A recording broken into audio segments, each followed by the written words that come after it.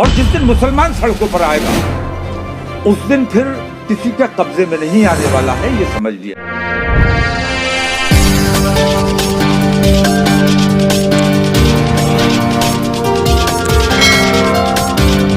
एक तरफा कार्रवाई का अमल जारी रखा और तासुब और नफरत, सबका विकास और सबका साथ कहने भर की बात है, वरना सच्ची बात यह है कि ये एक नारा भर है, असल में इस पर अमल नहीं हो रहा है। इसलिए मैं हुकूमत से मांग ये करता हूँ कि अभी 10 दिन हैं, इन 10 दिनों में अपना तरीक़ाकार दुरुस्त कर लें, वरना हम दिल्ली से इंशाअल्लाह ये ऐलान होगा ईद के बाद कि हम देशव्यापी जेल भरो आंदोलन इंशाअल्लाह, और उसमें हिंदू मुस्लिम तमाम लोग शामिल होंगे जो अपने देश से प्यार करते हैं।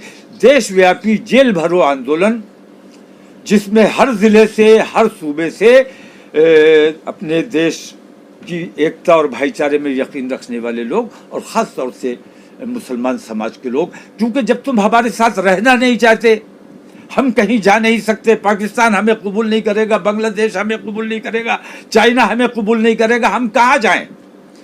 हुकूमत हमारी बात सुनेगी नहीं, हमारी बात मानेगी नहीं। कोर्ट में हमें इंसाफ की अब उम्मीद नहीं रही। कोर्ट से जिस किस्म के फैसले आ रहे हैं, मैं देख रहा हूं कि कोर्ट को नजरअंदाज कर दिया गया है, जुर्म किया है, ऑन दी स्पॉट फैसला हो रहा है। किसी पर इल्जाम लगाया गया, मुजरिम में और मुल्जिम में अंतर होता है, आरोपी और अपराधी में अंतर होता है। तो आरोपी के घर पे बुलडोजर चला देना ये अन्याय है। इस किस्म के अन्याय अगर इस हुकूमत में होते रहे तो इस देशव्यापी जेल भरो आंदोलन को रोकना हुकूमत के बस की बात नहीं। और जिस दिन मुसलमान सड़कों पर आएगा उस दिन फिर किसी के कब्जे में नहीं आने वाला है, ये समझ लिया जाए।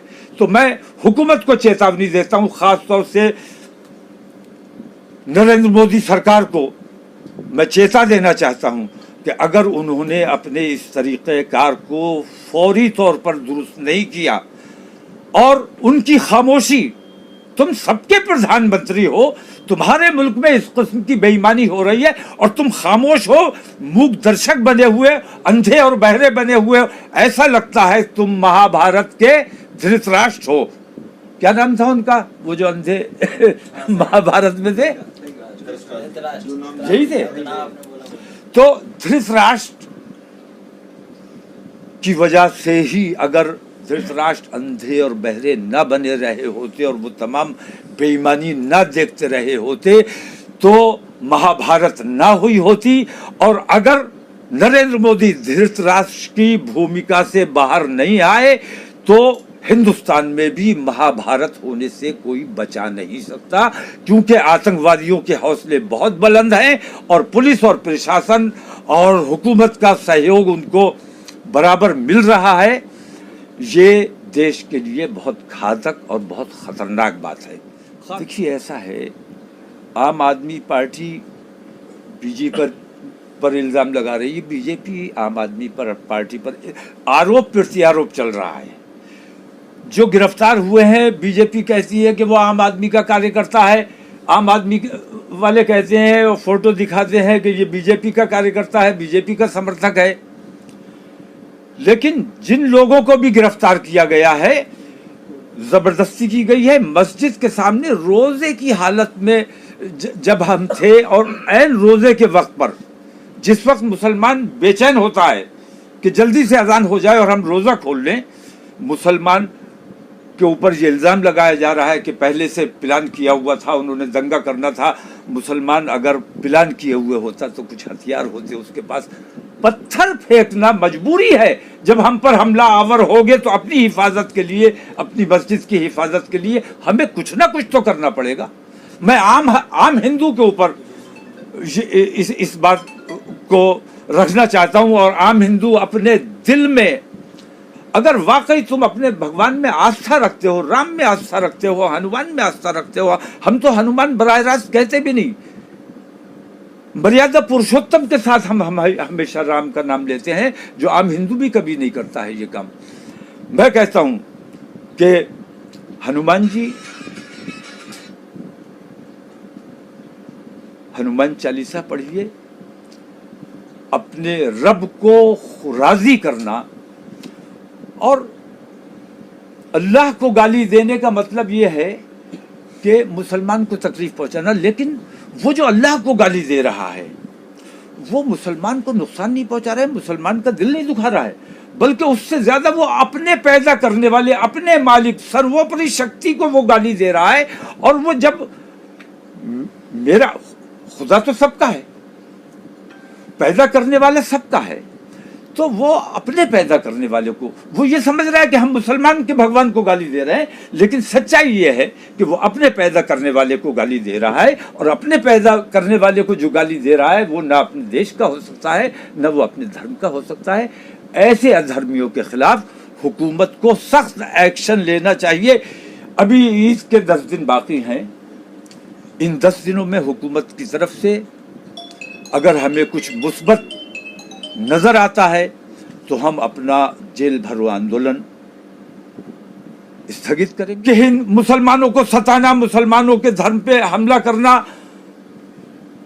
मुसलमानों को मारना ये सवाब का काम है तो तुम यकीनन करो, जरूर करो। लेकिन अगर तुम्हारे धर्म में ये नहीं आया है तो फिर कौन से धर्म को मानने वाले हो तुम?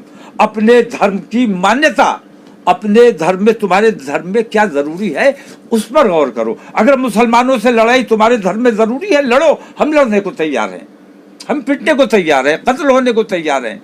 लेकिन हिंदू को खास तौर से ये तय करना चाहिए कि हिंदुत्व उन्हें किस चीज की तालीम देता है, उनका धर्म उन्हें किस चीज की तालीम देता है।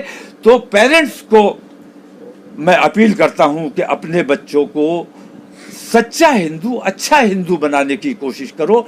आतंकवादी और दंगाई बनने से अपने बच्चों को किसी सूरत से रोक लो, क्योंकि आतंकवाद होगा, दंगा फसाद होगा तो दोनों तरफ तकलीफ और परेशानी होगी, दोनों तरफ का नुकसान होगा, जानो माल का नुकसान होगा।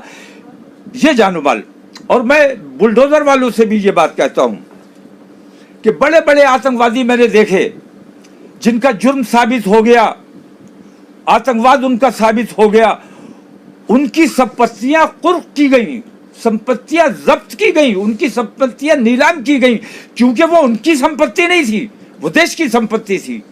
और आज भी किसी भी अपराधी के घर अदालत का काम है सजा देना, फैसला करना। बुलडोजर वाले ये फैसला नहीं कर सकते। बुलडोजर जो चलता है तो वो देश का नुकसान करता है, देश की संपत्ति को तोड़ने का काम करता है। किसी ने अपराध किया है, उसके घर ने अपराध नहीं किया है, किसी ने अपराध किया है उसे सजा मिलनी चाहिए। उसके घर को तोड़कर उसके घर की क्या खता है? तो किसी के घर पे बुलडोजर चलाने का मतलब यह है कि आप अपने देश पर बुलडोजर चला रहे हैं, और जो देश पर बुलडोजर चला रहा है वो देशद्रोही है और कानून अपने हाथ में ले रहा है, कानून शिकनी कर रहा है, और कानून के खिलाफ जो काम कर रहा है उसके खिलाफ तमाम हिंदू मुसलमानों को मुत्तहिद होकर खड़ा होना